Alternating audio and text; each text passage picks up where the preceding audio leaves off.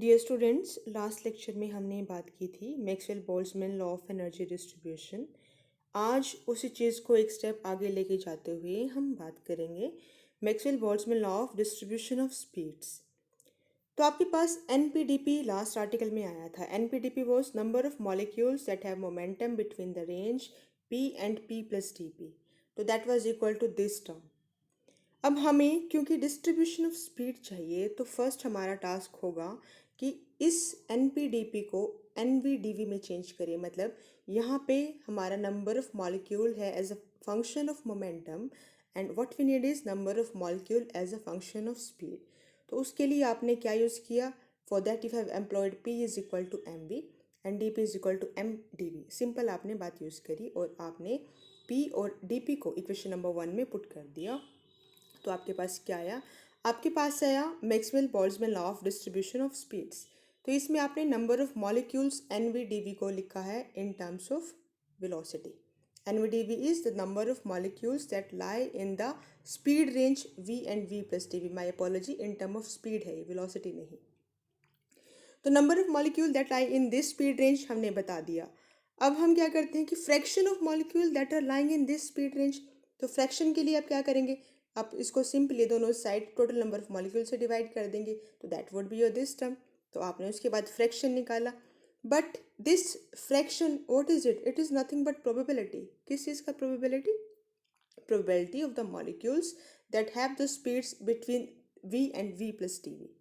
तो आपने n v by d v by n को लिख दिया p v d v. Probability के टर्म में आपने इसको लिख डाला और आपके पास ये रिलेशन आ गया। और ये क्या है? This is a probability that molecules have the velocity v and v plus d we.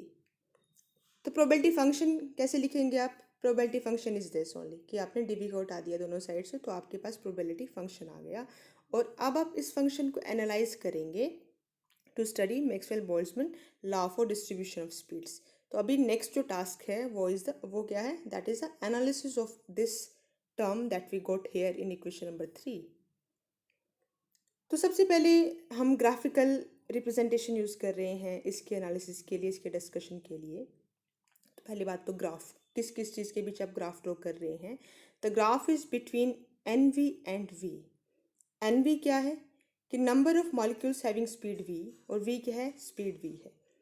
आप एन वी की जगह वहाँ पे पी वी भी ले सकते हैं कि probability that molecules have speed v। तो that is up to you whether you choose N V और P V, that is your prerogative. तो सपोज फॉर टाइमिंग हम कह रहे हैं कि हमने यहाँ पे एन वी ले लिया। This is a graph versus, it is a graph n v versus v. तो इस ग्राफ में जो आपका कर्व आता है that is something like this.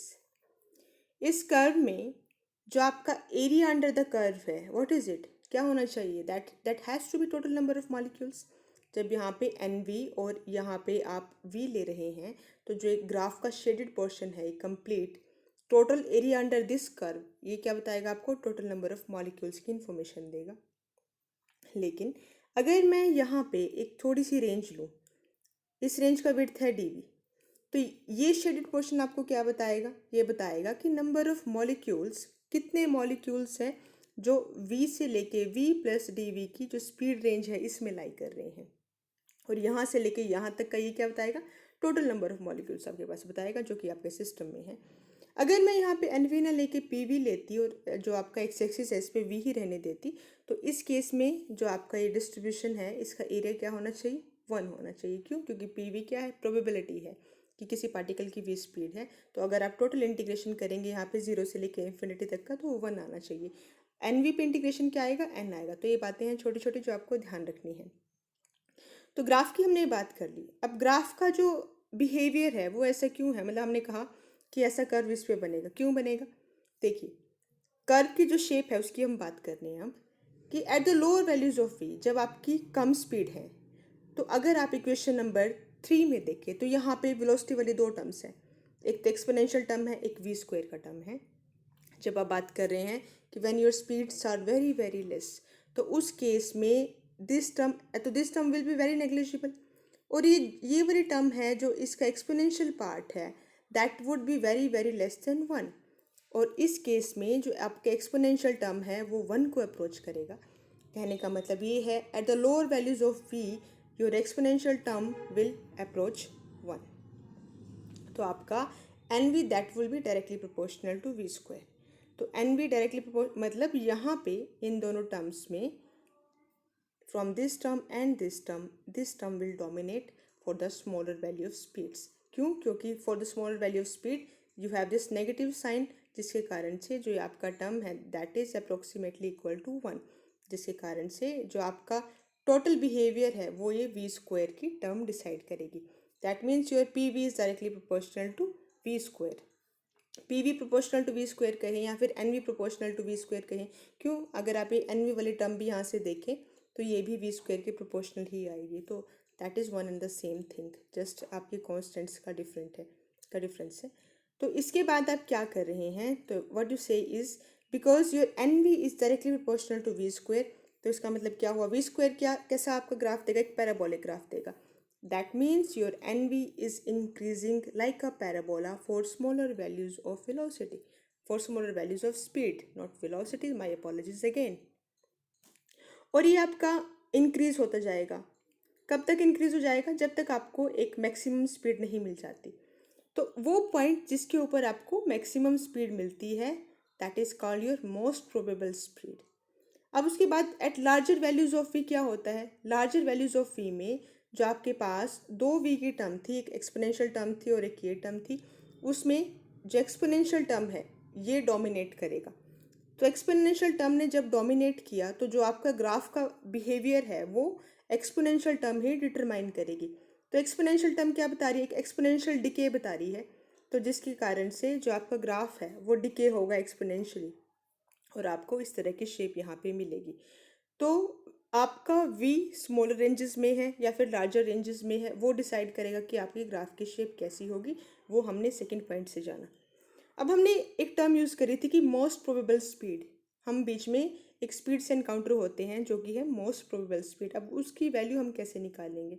हमें पता है कि मोस्ट प्रोबेबल स्पीड पे जो आपका प्रोबेबिलिटी है, प्रोबेबिलिटी ऑफ v, देखिए ये आपका मैक्सिमम स्पीड है, मैक्सिमम स्पीड कहें, मोस्ट प्रोबेबल स्पीड कहें, इसकी प्रोबेबिलिटी मैक्सिमम है। यहाँ पे आप देखिए इस ग्राफ पे तो प्रोबेबिलिटी मैक्सिमम है, तो प्रोबेबिलिटी का differentiation with respect to v क्या होना चाहिए, जीरो होना चाहिए। तो वही चीज़ आपने की है।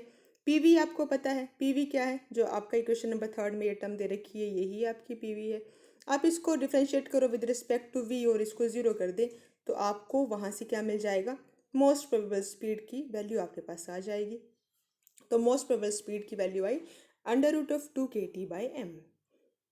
अब मोस्ट प्रोबेबल फंक्शन जो आपका प्रोबेबिलिटी फंक्शन है उसकी मोस्ट प्रोबेबल वैल्यू क्या है, सिंपली आप क्या करें, जो प्रोबेबिलिटी फंक्शन में जहाँ जहाँ वी है वहाँ पे ये वी मैक्सिमा की वैल्यू पुट कर दें, आपको वहाँ से मिल जाएगा most probable function. Fourth point में हम डिस्कस कर रहे हैं टेम्परेचर का effect on this graph. Temperature का क्या इफेक्ट होगा इस ग्राफ के ऊपर? देखिए ग्राफ में दो बातें हैं मेन जो हम देख रहे हैं। पहली तो है वेलोसिटी, सेकंड है प्रोबेबिलिटी फंक्शन। तो जो आपका पीक वेलोसिटी है, जो आपका मोस्ट प्रोबेबल वेलोसिटी है, उसकी वैल्यू क्या है, √2 kT/m, मतलब डायरेक्टली प्रोपोर्शनल है टेम्परेचर के रूट के। तो इसका मतलब क्या हुआ, जो आपका पीक वेलोसिटी है वो इंक्रीज होना चाहिए with increase in temperature. Okay, having said that हम बात करते हैं प्रोबेबिलिटी फंक्शन की। प्रोबेबिलिटी फंक्शन का जो मैक्सिमम प्रोबेबिलिटी फंक्शन है वो इन्वर्सली प्रोपोर्शनल है √t के। तो इन्वर्सली प्रोपोर्शनल है तो मतलब क्या हुआ कि टेम्परेचर के इंक्रीज होने के साथ जो आपका ये मैक्सिमम प्रोबेबिलिटी फंक्शन है ये डिक्रीज होना चाहिए। एक और चीज़ आपको जो ध्यान रखनी है कि टेम्परेचर के इंक्रीज होने के साथ जो आपका कर्व है वो ब्रॉड हो जाता है और ये फ्लैटेंड भी हो जाता है। क्यों फ्लैट हो जाता है? क्योंकि आपका जो एरिया अंडर द कर्व है वो आपको सेम रखना है। ठीक है, ये दो पॉइंट कि आपका मैक्सिमम वेलोसिटी इंक्रीज हो रही है, पीक वैल्यू डिक्रीज हो रही है और एरिया भी सेम रखना है। तो इन तीनों पॉइंट को अगर हम कंबाइन करें कि ग्राफ में तो आपका कर्व फ्लैट जाता है।